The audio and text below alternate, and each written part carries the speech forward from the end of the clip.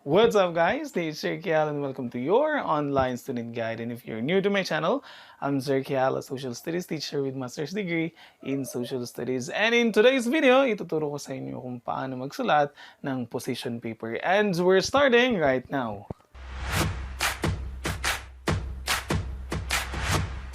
As the usual, intindihin muna natin ano ba ang position paper.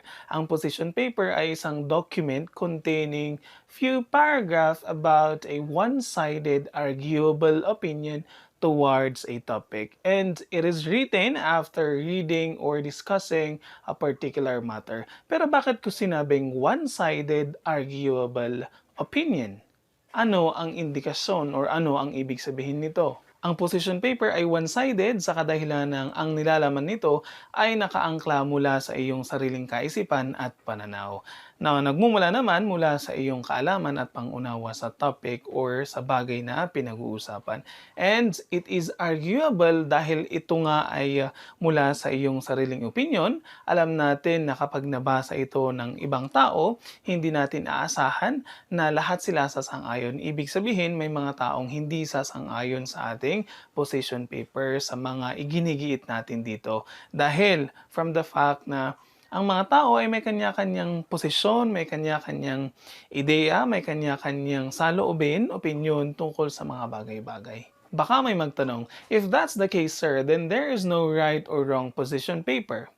Remember, the idea of position paper is not to determine which position is right or wrong. It is to determine which position is valid and acceptable. Kaya naman, dapat yung position paper mo, it should have a comprehensive basis, evidence, facts, and data to support your claim and to convince your teacher that your position is acceptable, valid, and sensible. Ang tanong ngayon, paano tayo makapagsusulat ng position paper? Una, linawin ko lang na ang position paper ay may flexible na structure. Ibig sabihin, yung flow, yung format nito ay nakadepende sa nire-require ng teacher nyo. Pero kalimitan, ang position paper ay may tatlong bahagi. We have the introduction, body, and conclusion. Unahin nating intindihin ang introduction. Ano ba ang mga bagay na isusulat natin sa introduction?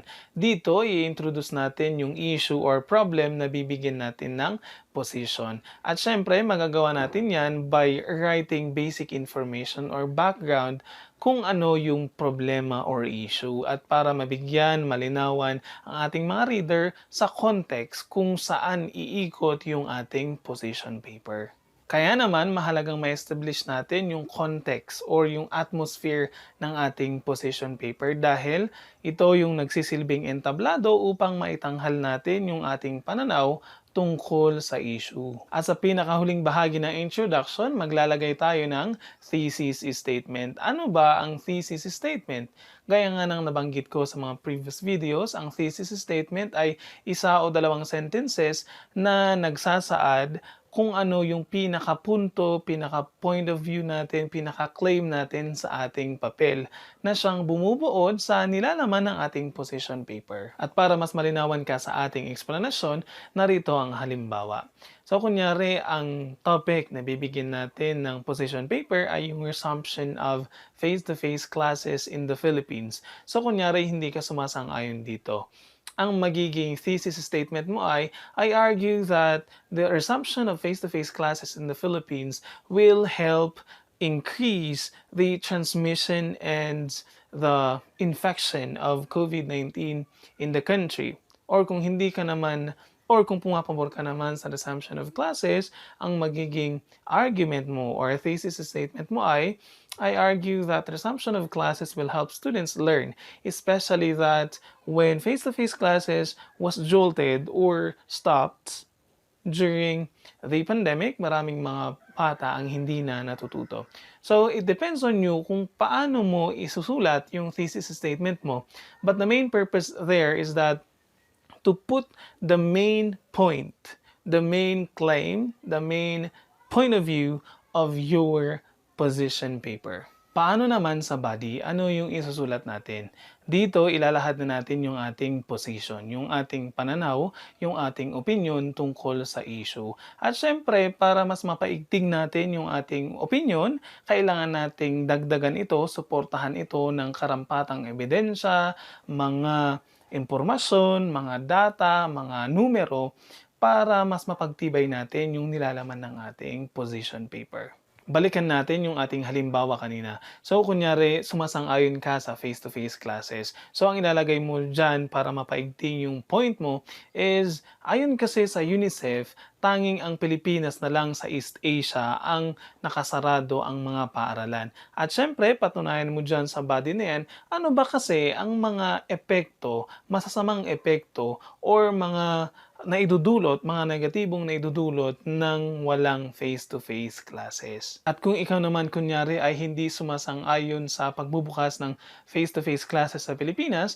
ang ilalagay mo dyan sa body ay maghahanap ka ngayon ng mga ebidensya na magsasaad na kapag mas maraming tao ang lumabas sa kanilang mga tahanan, mas dadami at kakalat ang COVID-19 sa bansa na siyang pipilay muli sa gobyerno, sa health system, sa ekonomiya at sa edukasyon ng mga tao. Sa mga ganon. Samantalang sa conclusion naman, ito yung magsa-summarize ng ating mga key points at para makita ng ating mga reader kung ano yung stands natin sa issue. Pero bakit ba kayo pinapasulat ng position paper?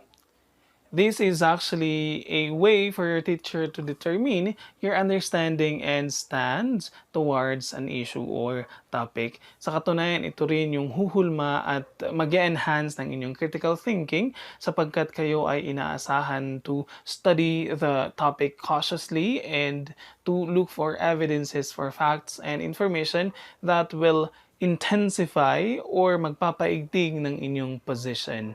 At ito rin yung nakatutulong sa inyo to enhance or to improve your discernment para makita, malaman, ma-study ang issue in different perspective para magkaroon ng sensible, valid, and acceptable position paper.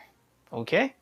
So there you have it. Thank you for spending your precious time watching this video. I hope na nakatulong ang video na to sa pagsusulat mo ng position paper. I hope you like, share, and subscribe to my channel. If you have some suggestions, just comment down below. I hope to see you again next time. Take care.